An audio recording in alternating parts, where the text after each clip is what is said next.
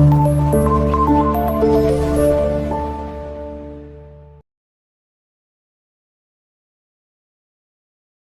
الله الرحمن الرحيم. في الفيديو ده حنتكلم عن اللايف سيفر كارد، وهو برضو واحدة من التولز المهمة جدا في موضوع الفيجن ثيرابي.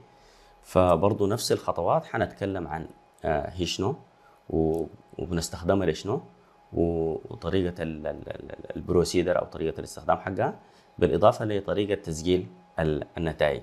طيب بالنسبة لللايف سيفر كارد زي ما شايفين هم بيكون عبارة عن كارتين. كارت بيكون اوبيك، بيتكون لي مثلا من سيركلز، بيكون ريد سيركلز على جهة الرايت وجرين سيركلز على جهة الليفت، وبيكون في كارت تاني بيكون شفاف زي ده بالشكل ده كده. الطريقة أو ليه نحن بنستخدم اللايف سيفر كارد؟ بنستخدمه لو عايز أعمل انهانس للبوزيتيف فيوجن فاريانس في حالة مثلا الاوبيك، او عايز اعمل تحسين لمثلا النيجاتيف فيوجن فاريانس في حالة الترانسبيرنت كارد.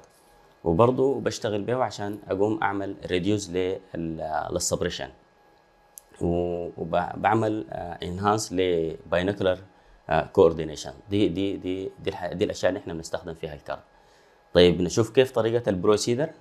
طيب بالنسبة للبروسيدر أهم حاجة أخلي الكرت في مستوى حق الفيس، وببدأ بالدوائر الموجودة في الأسفل.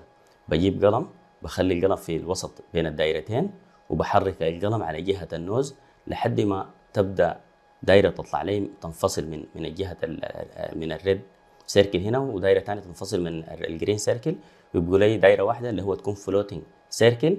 بعد ده بركز على الدائرة اللي في الوسط اللي هي الفلوتنج سيركل لمدة 4 ل 5 ثواني، وببدأ أحرك الراس وأنا مركز عليها لجهة الرايت وعلى جهة الليفت وأب وداون، وبحركة سيركل اللي هو with clockwise وأجينست ذا clockwise، وأنا مركز على السيركل اللي في الوسط.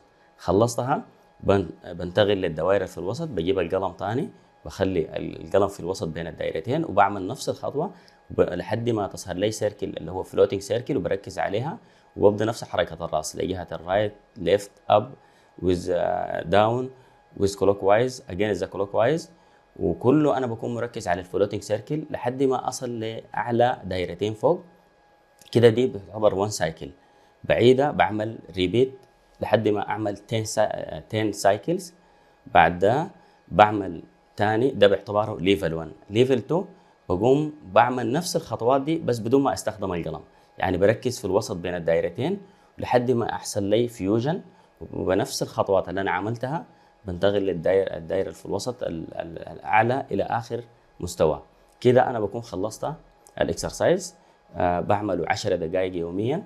في البدايه اذا مثلا البيشن ما قادر يكمل ال10 دقائق ممكن ابدا له ب5 دقائق، وابدا ستيب باي ستيب لحد ما يعني يوميا ازود شويه لحد ما اصل ل10 دقائق في الجلسه الواحده، واعمل جلستين يوميا لمده 5 يوم.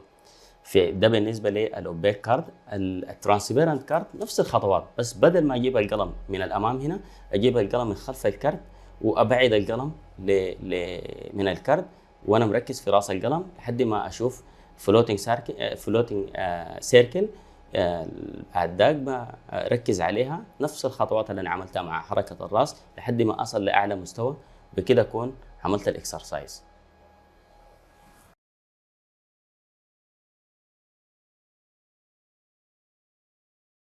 طيب بالنسبه لطريقه تسجيل النتائج زي ما ذكرنا في الفيديو اللي فات انه ما في نموذج عالمي متعارف عليه، لكن في معايير علميه ناس بتتبعها في طريقه تسجيل النتائج بنفس الخطوات.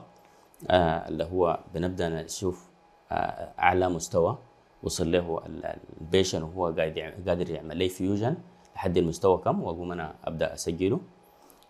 دي بالنسبه لطريقه تسجيل النتائج. طيب متى اقدر اوقف الاكسرسايز اللي انا عامله مع البيشن؟ اقوم اوقف الاكسرسايز اذا وصلت للفاينل جول. كيف اعرف وصلت للفاينل جول؟ اذا البيشن بيقدر يعمل لي ال10 دقائق كامله مع الفيوجن، يكون قادر يعمل لي فيوجن بدون اي سيمبتومز، ما في هيديك، ما في ديبلوبيا، ما في اسينوبيا، انا كده اكون وصلت للفاينل جول. ممكن وقتها اقدر اعمل ستوب للاكسرسايز، يكون كده حصلنا النتائج المرجوه.